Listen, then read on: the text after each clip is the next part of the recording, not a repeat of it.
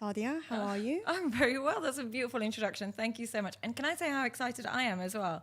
Because I'm really craving some female energy in some of these podcasts, because at the moment I've just been doing a lot of men. And as much as I love that, I do really want to know what females want to know about relationships. So I'm really excited, and thank you for having me. No, honestly, it's been an honor. I've been following you online for a while now, and I've seen some of the stuff that you talk about, and actually hearing some of your podcasts as well. You really have got so much information for people to, for people that actually need to know about this stuff, like relationships and how certain things affect people. So I just want to know, like, you came to Dubai, you're from London. Yeah. How long have you been in Dubai? About 2.5 years. I've only been here 2.5 years, but I act like I was born and raised here, because I talk about Dubai like it's like my city. And it's really become my home, because I'm just very grateful to live here. I absolutely love it. I crave a bit of London because it's just more slow pace and it's calmer. So sometimes I crave London, but I am now a wannabe Dubai citizen is what I like to call myself. I just love it here. So if the king's listening. And if anyone wants to give me a golden visa, I do always like big up Dubai wherever I go. So I feel like somebody should pick up on it and give me a visa. We're Where are you lot? Yeah, Dubai for me, I feel like How are you finding it? You're new here, right? Yeah, so I've been over here, I think like over 14 months now. Okay. And at first I absolutely hated Dubai. Because I don't know, my spirit animal is a cat, and my fiance always says that. Like any new environments, anything that's different, I start panicking. Right. And I just didn't like the idea of something so new and so different. Because shell shock. Yeah, and it's so different here. Like you have to level up as an individual. Like I was in London doing my thing, and I was just coasting. Yeah. And then when I came to Dubai, I really leveled up. It really does separate the men from the boys, and even for the women, it's not for the weak. It's really not for the weak. It really is survival of the fittest. It's definitely not for everybody. But for me, it caters to my personality really well, because I'm outgoing and I'm an extrovert and I love the sun. So for me, it's really is my vibe, but it's definitely not for everybody. I don't recommend it for everybody. It's not for the weak. It really does separate the men from the boys, I would say that. I think so too. Yeah. I think when I first came here, I was a bit weak. Yeah, well, it does that to you. It does that to you, because there's no such thing as a basic person, really. You're always around extra in every way, so it can be intimidating. Yeah, like everywhere you go, there was someone on something, someone's hustling, someone's doing something. Something on there, and there's beautiful women, beautiful, really rich men, so it's intimidating for both. But I'm about that life, so yeah, so same. I've become about that life. I'm about that life, so it works for me. But it's not for everybody. I don't recommend it to everybody. Yeah. So, you're obviously a relationship coach, and you've got experience in that sector. I come across a lot of men, and they actually tell me that dating women in Dubai is harder than anywhere else in the world. Why is that? Because the women are 10 steps ahead of the men. What do you mean by that? We always know men are up to no good, usually. Women know that if he's a player and stuff, men are terrible at spotting women that are players. They have no clue. They're so naive about women.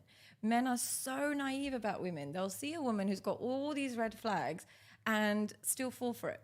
Whereas for women, we know men are players. We've been conditioned to know men sleep around, men might cheat, so we know what signs to look out for. Men have been conditioned to think only men cheat.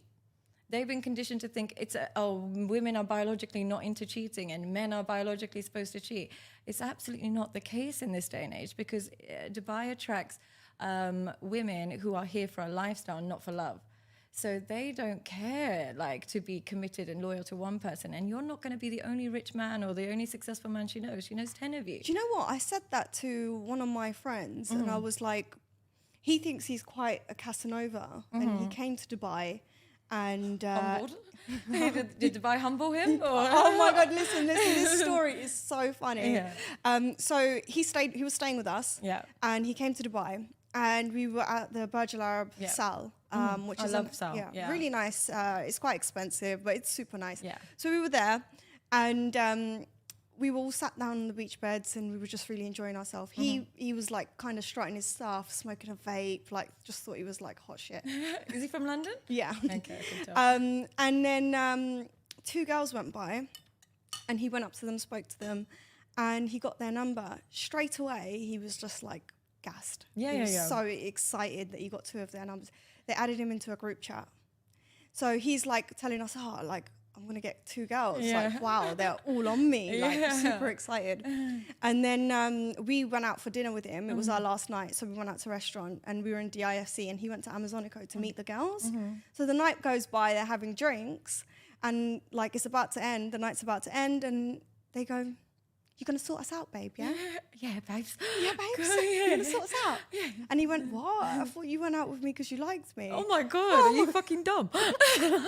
No, she saw a watch that she liked and they thought free dinner. Yeah, exactly. Yeah. So then she was like, and he was like, "What? I thought you liked me." She goes, "It's Dubai. It's Dubai. You have to pay." Absolutely. And when he came home and he told us, What, did he think he didn't have to pay for that? yeah, he thought that it was like, it was all game. He thought that it was their treat. No, he just thought it was game. Like it was okay. just game, as in like at the end of the night, is he going to sort them out? Like okay. we're going back home with each other, Yeah. right? You're going to pay us. Yeah. Oh, it wasn't just the bill. It wasn't No, the dinner. no, Ah, it was okay. just the whole thing. And Uh-huh. he was so humbled when Yeah, he came yeah. home. He was like, "Oh, I don't think Dubai's for me." Yeah. And I don't think Dubai is for those sorts And of... the thing is with London men, they come to Dubai, they'll sit in Namos and stuff and they're like, "That girl was looking at me, this girl was looking at me." And it's like, yeah, because she sees you as somebody who's going to pay. She sees you as a client.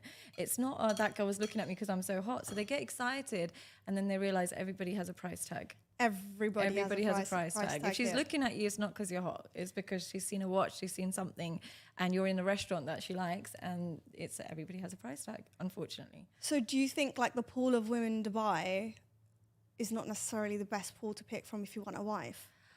It's tricky because there are always good women everywhere, but here's the thing: the men in Dubai like the toxic women.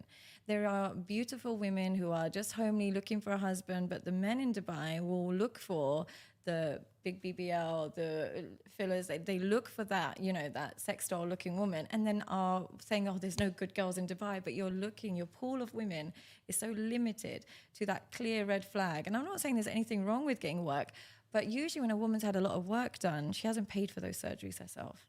She uses men as a jump off. And so when you see a woman with a lot of surgery, just know women don't like to pay for their surgeries and stuff. So when she's had a lot, that's come from a man. So you're just the next surgery, or you're the next rent, or you're the next car deposit. And if you can't spot that, then you're going to be humbled quick. Yeah. Yeah, I think so too. Like, because recently, okay,